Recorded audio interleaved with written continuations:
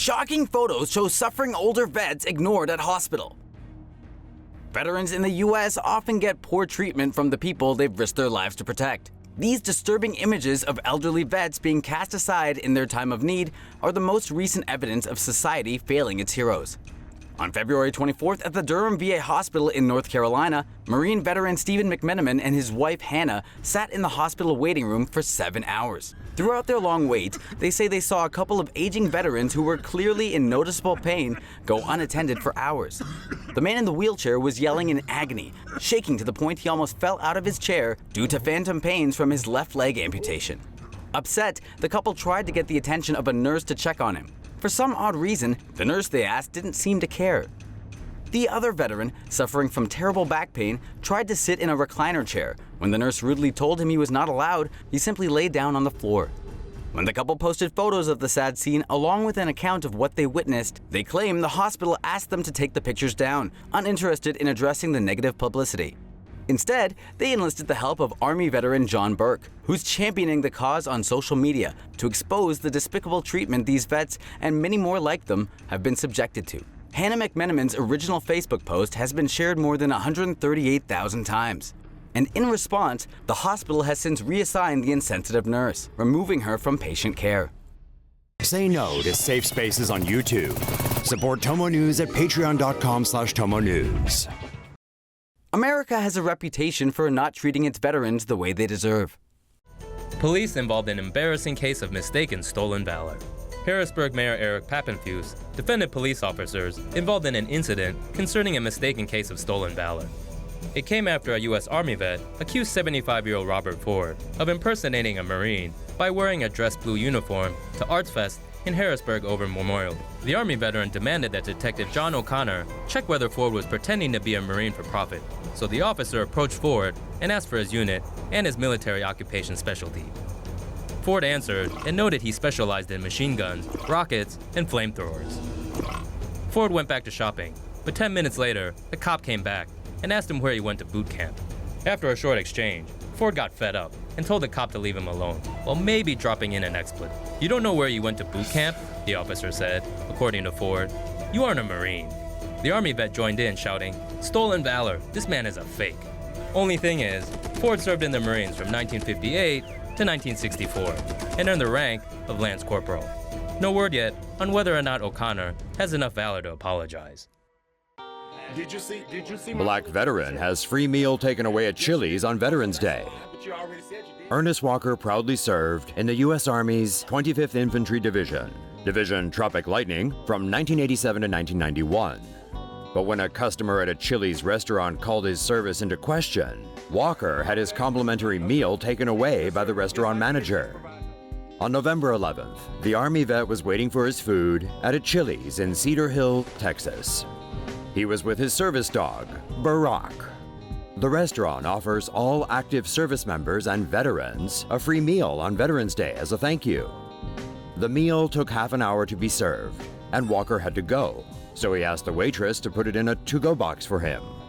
As he was waiting for his doggy bag, he says an elderly man wearing a Trump t-shirt walked over and questioned him about his time in the military. The man, who claimed to be a World War II vet who served in Germany, didn't believe Walker was actually a veteran. A few minutes later, the manager came over and told Walker that another guest was claiming he wasn't a veteran because he was wearing his hat indoors.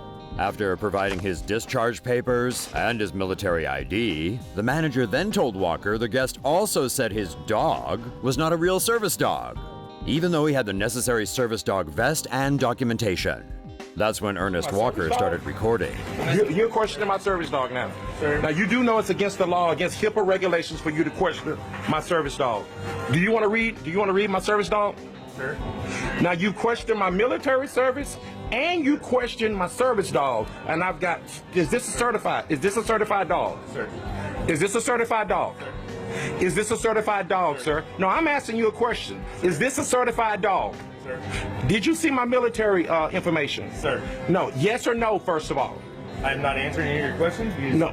Did you see my military information? Sir. Did you see my military information? Sir. You need this calm Did down. you see my military? No, I'll leave as soon as you answer my 2 questions. The answer is no, I'm not answering your questions. Okay. I'm Did not you gonna answer your questions. Did you see my military service?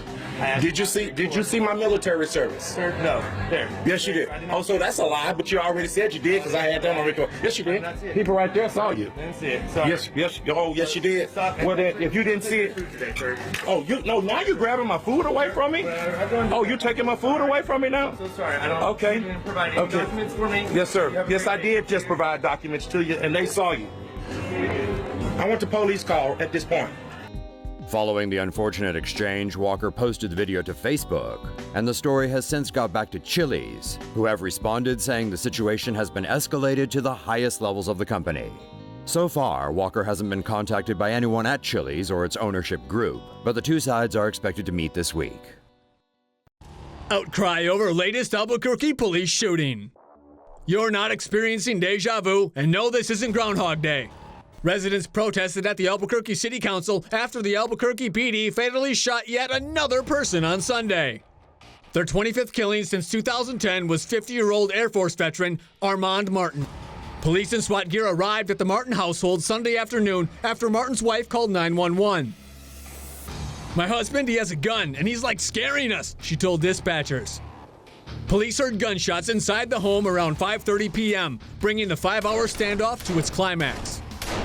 Officers launched flashbangs through windows, an action some would later criticize. Their attempt to force Martin out of the home escalated the situation, but it worked. Martin ran through the front door, firing shots with a gun in each hand. Officer Daniel Hughes shot Martin from more than 50 yards away. Hughes wasn't wearing a lapel camera, so we may never see footage of the fatal shot. The Albuquerque PD did release video of SWAT team officers approaching Martin's body in the driveway. Here's a look at Martin's weapons. Did police make the right call trying to force Martin out of the home? Have your say in the comments. Say no to safe spaces on YouTube. Support TomoNews at patreon.com/TomoNews. Police officer shoots and kills unarmed naked black man in Atlanta suburb. A Georgia police officer is on administrative leave after shooting and killing an unarmed black man who had a history of mental illness. Residents reported a naked man knocking on doors and crawling around on the ground at an apartment complex in a suburb of Atlanta. Officer Robert Olson responded to the Heights at Chamblee apartment complex Monday afternoon. The man, identified as 27-year-old Anthony Hill, reportedly charged at the officer, who stepped backwards and told him to stop.